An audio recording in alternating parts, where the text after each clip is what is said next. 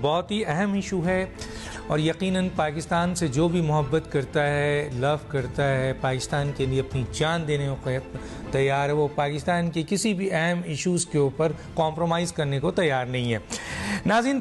جو 71 سال کی پاکستان کی فورن پالیسی، آج میں ذرا فورن پالیسی کے حوالے سے ایک اہم ایشو کو ڈسکس کرنے جا رہا ہوں، تو یہ 71 سال میں جو تبدیلی نظر نہیں آ رہی تھی، جو اہم ڈسکشن کا حصہ نہیں تھا، وہ چیزیں اس 2 سالہ دور میں سامنے آ رہی ہیں۔ مثلاً یہ ہے کہ پاکستان اس وقت مکمل طور پر، یہ جو بات میں کہہ رہا ہوں یہ میں نہیں کہہ رہا، پاکستان کے اکنامک کنسلٹنٹ جو ہیں، جو بڑے بڑے کنسلٹنٹ جو یہاں پر بیٹھے ہیں، وہ کہتے ہیں کہ پاکستان کی اس وقت معیشت ٹوٹلی، پاکستان کی معیشت کنٹرول میں چلی گئی ہے، ADB کے، IMF کے اور ورلڈ بینک کے، یہ ان کے ٹوٹل کنٹرول میں ہے۔ حکومت پاکستان کا اس میں عمل دخل بالکل نہیں ہے، یہ ان کا اسٹیٹمنٹ ہے۔ یہ واقعہ 2 سال کے اندر ہوا ہے، اس سے پہلے ایسے واقعات نہیں تھے۔ اس کے بعد آئیے، آپ نے دیکھا کہ بڑی خوبصورتی سے اور بڑی آسانی سے بھارت کو سلامتی کونسلز میں جو نان پرماننٹ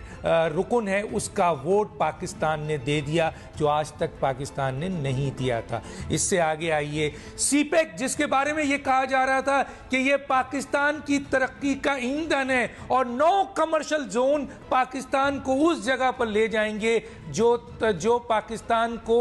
تمام لیول پر، کیونکہ پاکستان کی اسٹریٹجک پوزیشن بہت ہی اچھی ہے، تو یہ 9 کمرشل زون پاکستان کی تقدیر بدل دے گا۔ اور 2016 میں جو تیزی سے کام شروع ہوا تھا، آج 2020 میں یہ کام بہت سست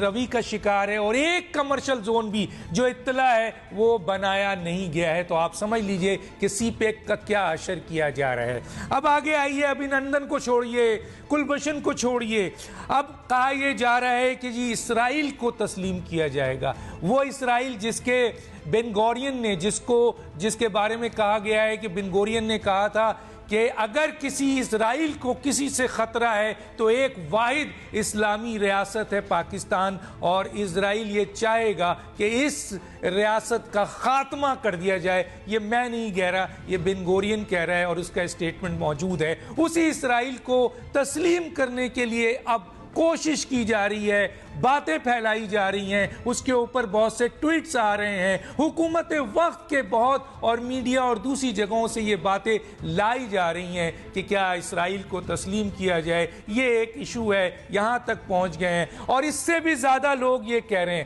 جو پاکستان کے اکانومسٹ ہیں، وہ یہ کہتے ہیں کہ ہم خطرے میں گر گئے ہیں۔ ہم خطرے میں کس طرح گر گئے ہیں کہ یہ بین الاقوامی طاقتیں پاکستان کو ایٹمی طاقت دیکھنا ہی نہیں چاہتی، وہ چاہتی ہیں کہ یہ ایٹمی طاقت رول بیک کر دیا جائے۔ اور کیسے رول بیک ہوگا، یہ کس طرح ہوگا؟ صرف ایک طریقہ ہے اور بہت بہترین طریقہ ہے، اور اس سازش کی طرف، وہ سازشیں ہو رہی ہیں، ہم اس طرف بڑھ رہے ہیں، ہم دیکھ نہیں رہے ہیں کہ کیا ہو رہا ہے، لیکن ہم اس سازش کا حصہ بن رہے ہیں۔ کون کون لوگ انوالو ہے، یہ تو پاکستان کی عوام کو دیکھنا ہے اور پاکستان کی اسٹیبلشمنٹ کو دیکھنا ہے۔ کیونکہ ہم اس دن رول بیک کر لیں گے جس دن پاکستان کا ایکسٹرنل ڈیٹ GDP جو ہے وہ حد سے زیادہ تجاوز کر جائے گا۔ آج پاکستان کا ایکسٹرنل ڈیٹ GDP ریشو 98% ہے، ایکسٹرنل ڈیٹ $118 بلین ہے۔ 13 ٹریلین سے زیادہ موجودہ حکومت قرض لے چکی ہے 2 سال کے اندر،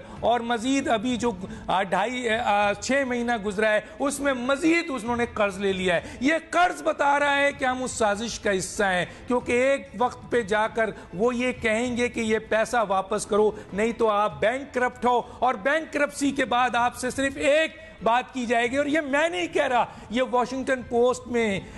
جو ہے یہ چیزیں چھپی ہیں، پاکستان کے اہم لوگوں نے اس پہ لکھا ہے، وہاں کے اکانومسٹ نے لکھا ہے کہ اس وقت آپ سے کہا جائے گا کہ آپ ایٹمی رول بیک کرو، ورنہ آپ جو ہیں وہ آپ کو بینک کرپٹ کر دیا جائے گا۔ اور اس وقت پھر ہم سے یہ کہا جائے گا، جو لوگ اس سازش کا حصہ ہیں کہ جناب پاکستان کو بچانا ہے اس لیے ایٹمی رول بیک کرنا پڑ رہا ہے۔ یہ جو سازش ہو رہی ہے اور یہ جو قرض لیا جا رہا ہے، یہ قرض جو بڑھایا جا رہا ہے، یہ تیزی سے جو قرض لیا جا رہا ہے، اس کا آخری حد جو ہے یہ ایٹمی رول بیک ہوگا۔ اس ایشو پہ بات کریں